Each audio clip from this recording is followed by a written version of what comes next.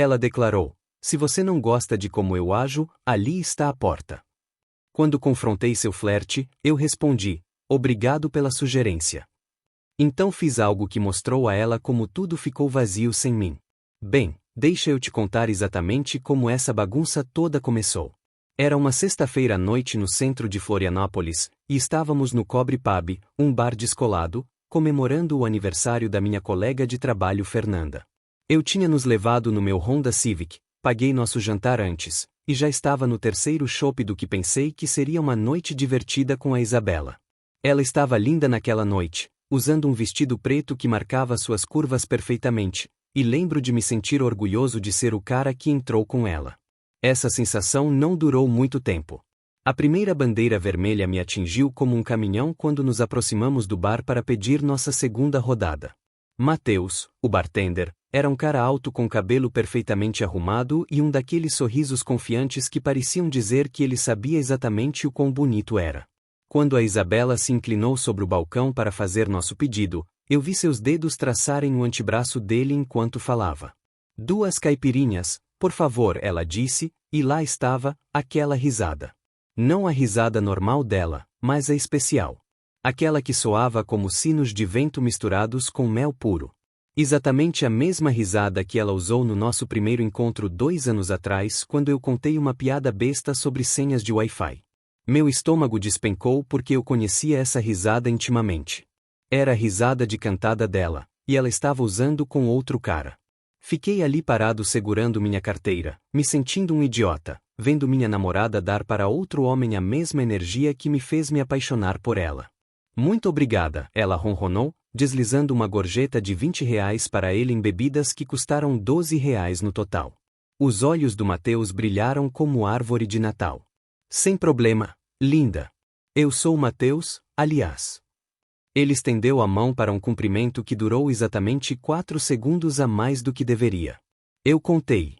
Isabela, ela respondeu, enrolando uma mecha do cabelo castanho no dedo, outro movimento que eu reconhecia dos nossos primeiros tempos de namoro. A coisa do cabelo era o movimento marca registrada dela. Ela fez isso no café onde nos conhecemos, fez isso nos nossos 3 primeiros encontros, e agora estava fazendo para o Mateus enquanto eu ficava ali como um móvel. Tentei racionalizar.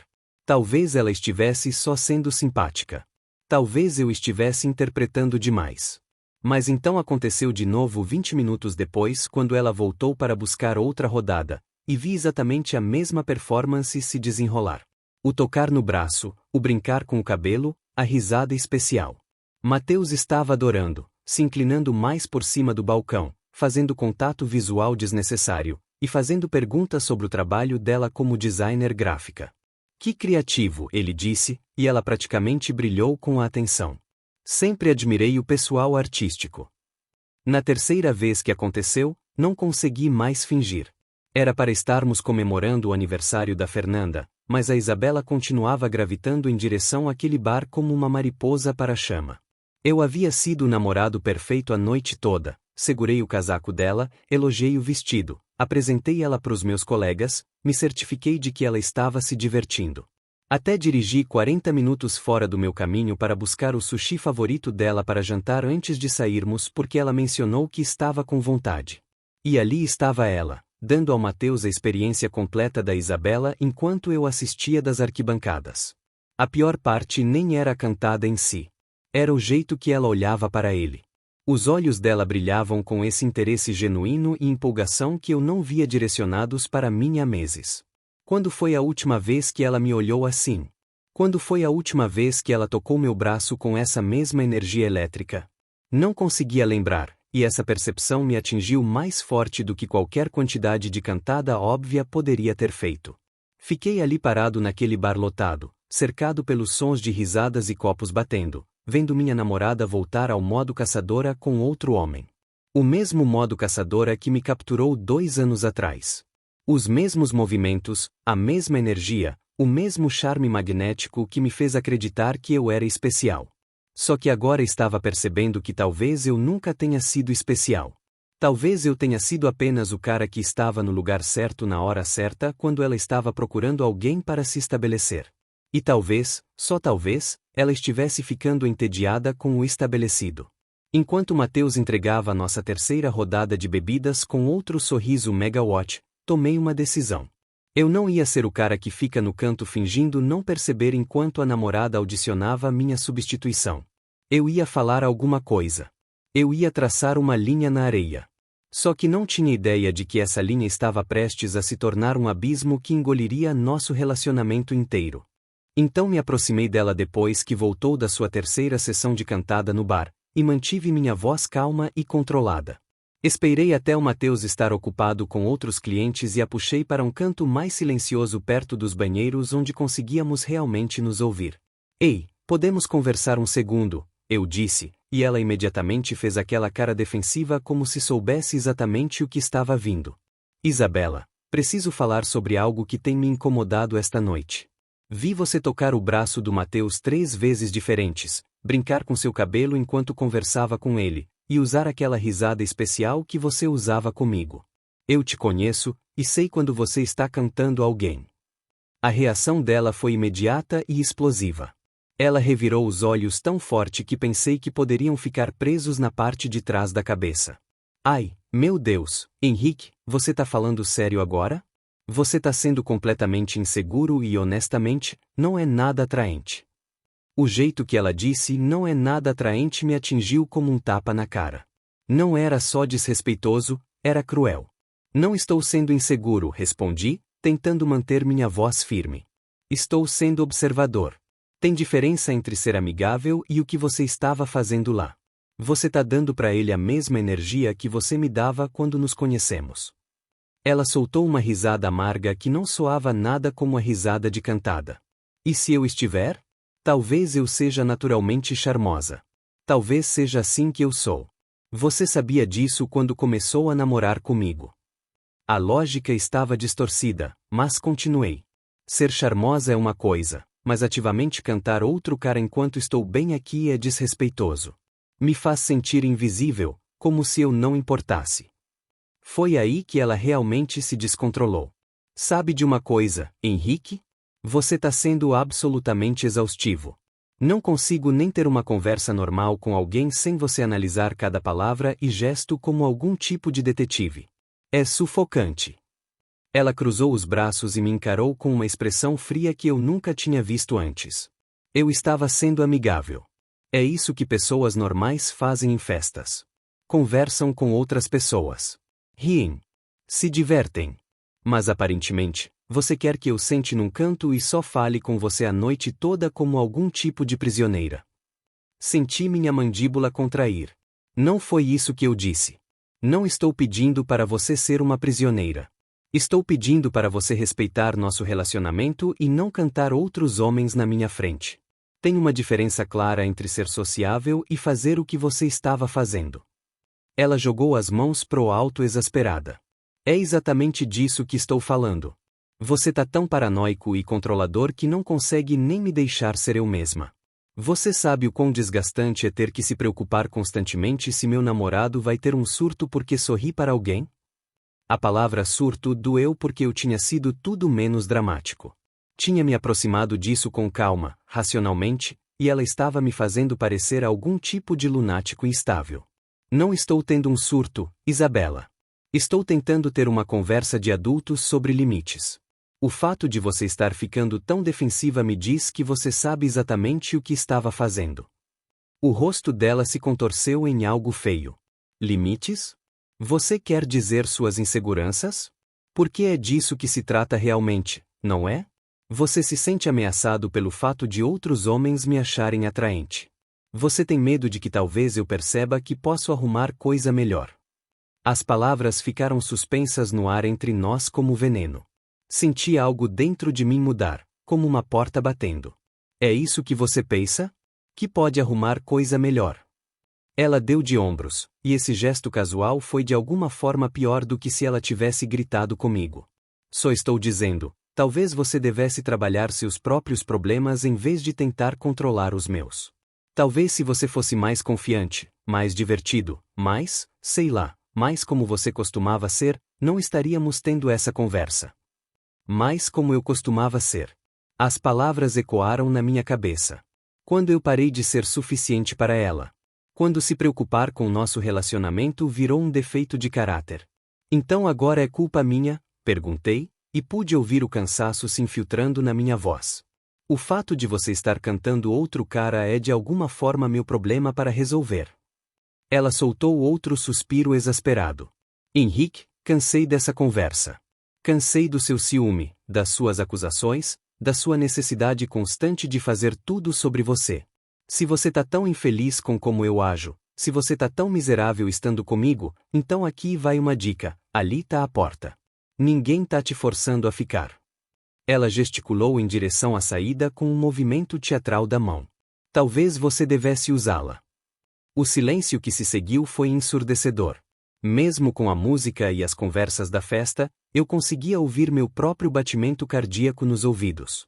Ela ficou ali parada de braços cruzados, queixo erguido desafiadoramente, esperando que eu recuasse e me desculpasse como provavelmente havia feito uma dúzia de vezes antes em discussões menores.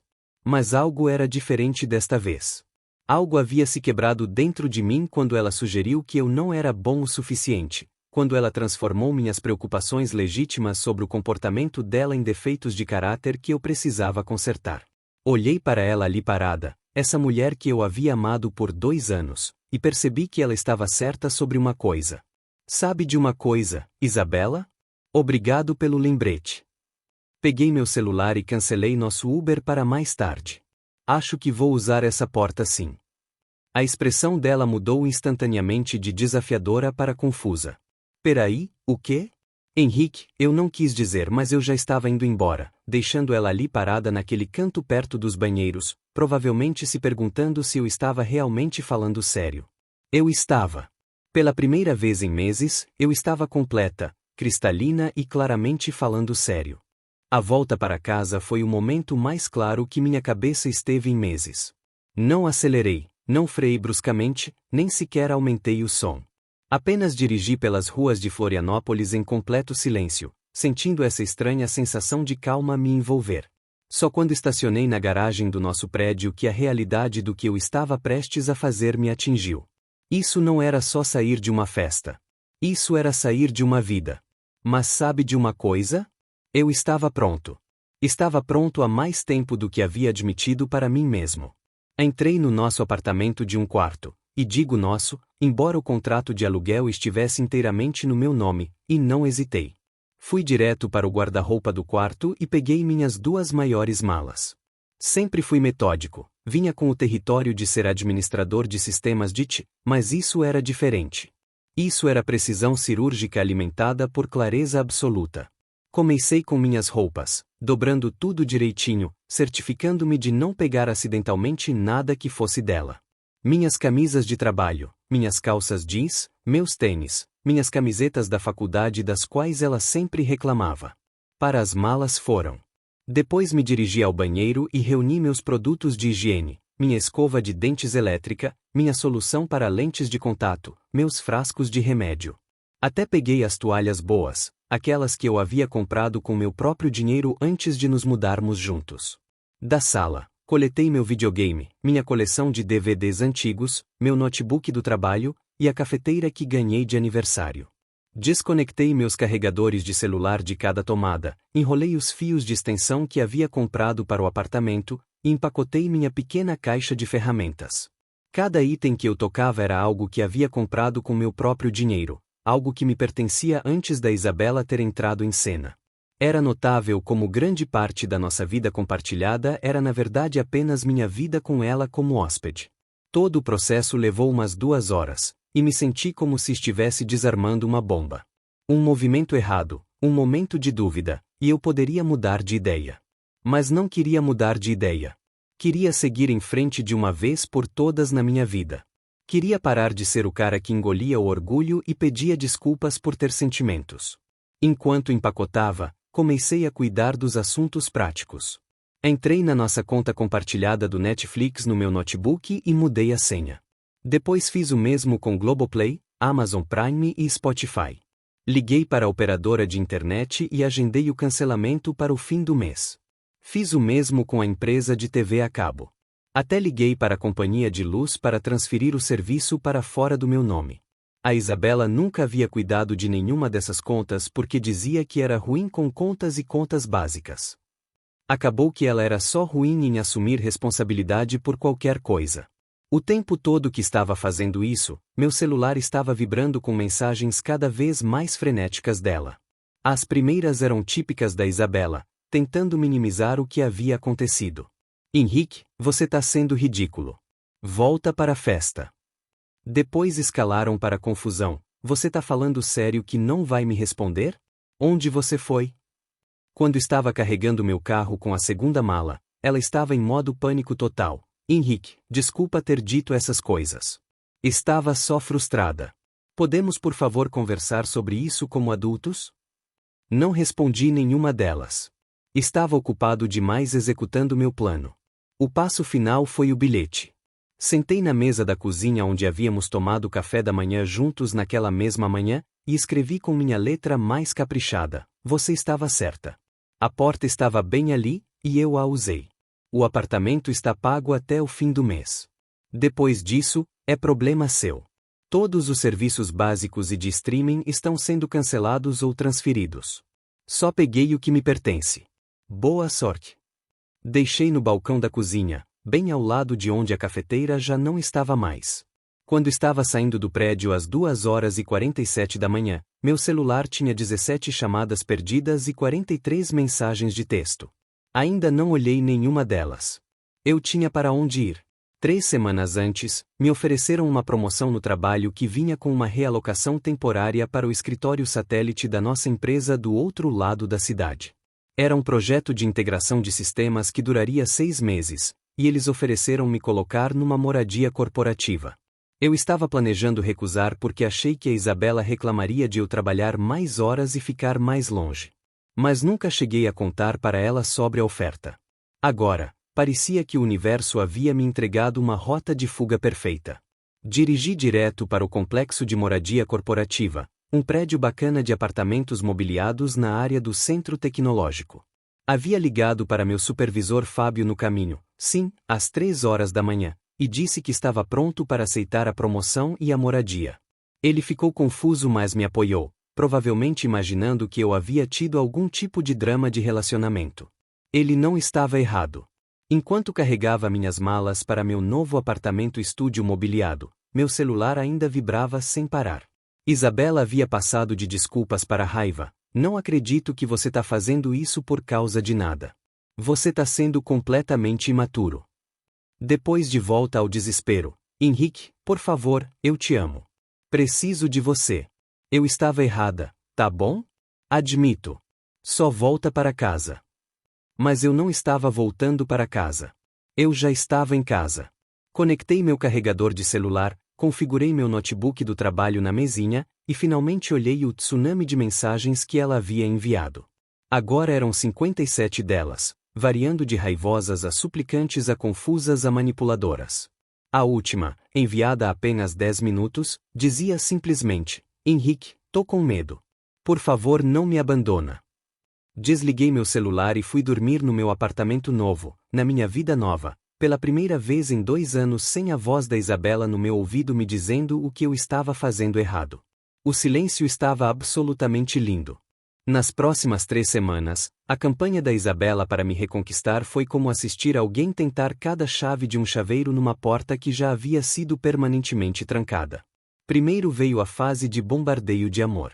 Eu chegava em casa do trabalho para encontrar entregas de flores na recepção da moradia corporativa, arranjos caros com cartões que diziam coisas como: desculpa, amor. Te amo mais que tudo. Por favor, nos dê outra chance.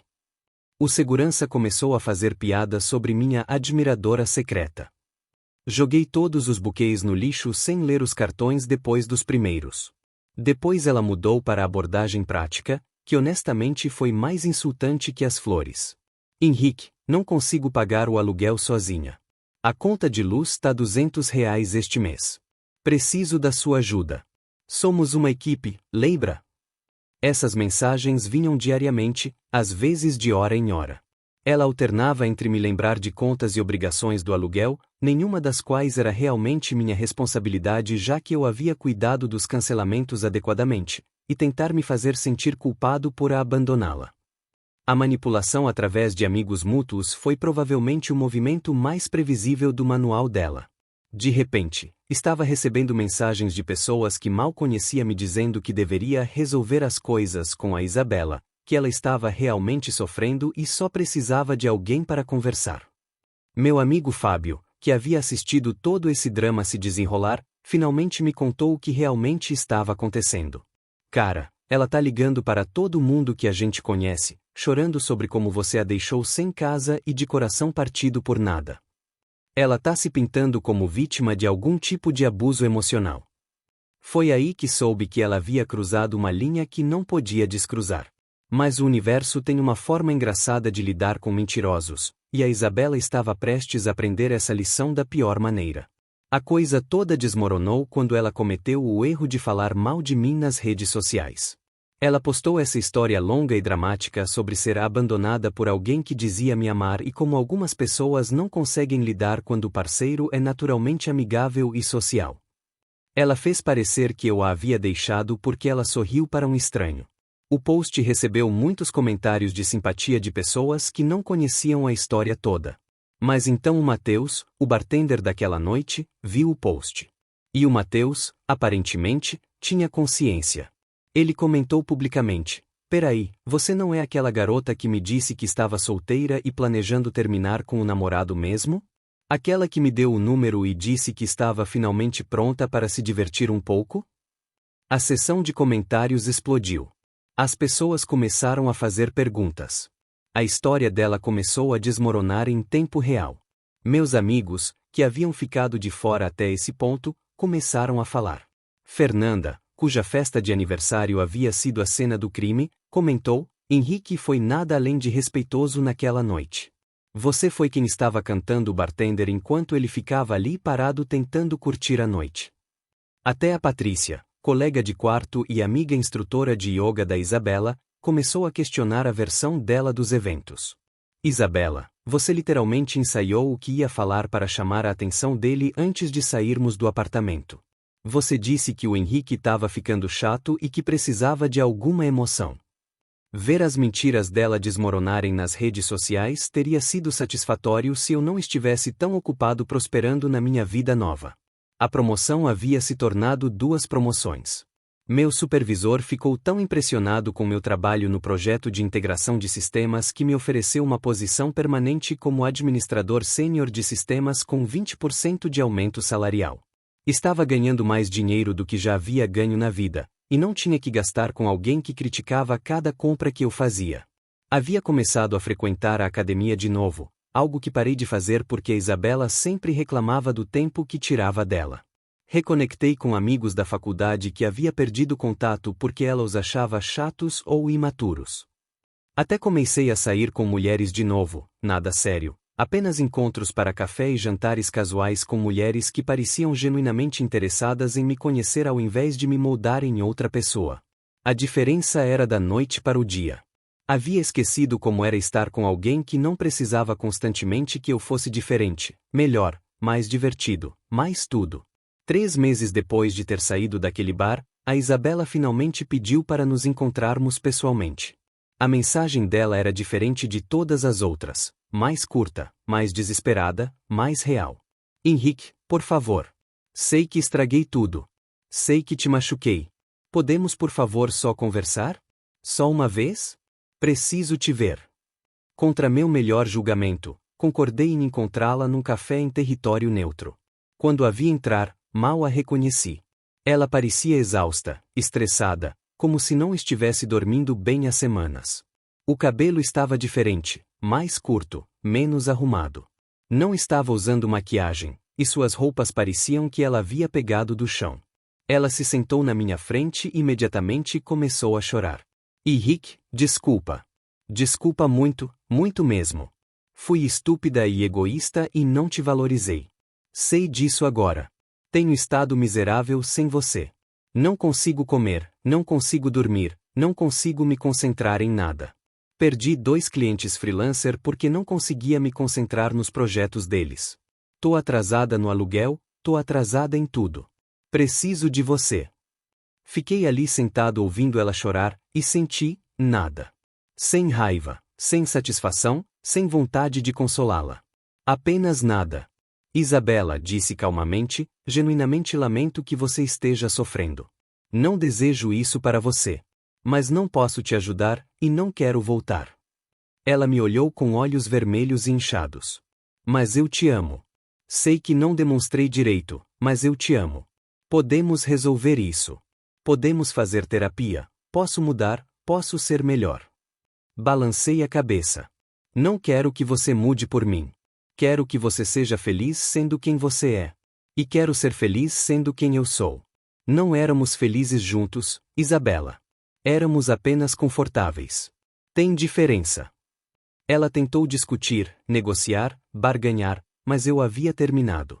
Passei 3 meses construindo uma vida que parecia autenticamente minha, e não ia trocá-la pelo caos e crítica dos quais havia escapado.